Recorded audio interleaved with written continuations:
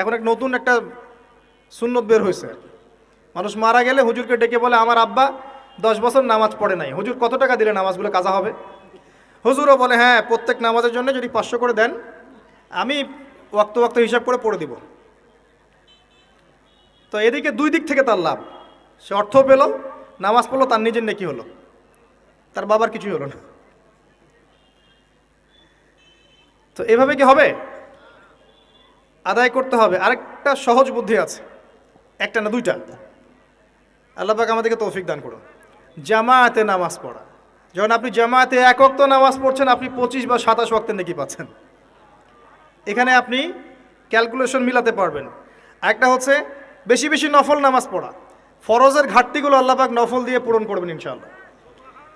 আরেকটা অপশন আছে, ওমরা করা। কেন বললাম ওমরা করা? ওমরা করতে গেলে আপনি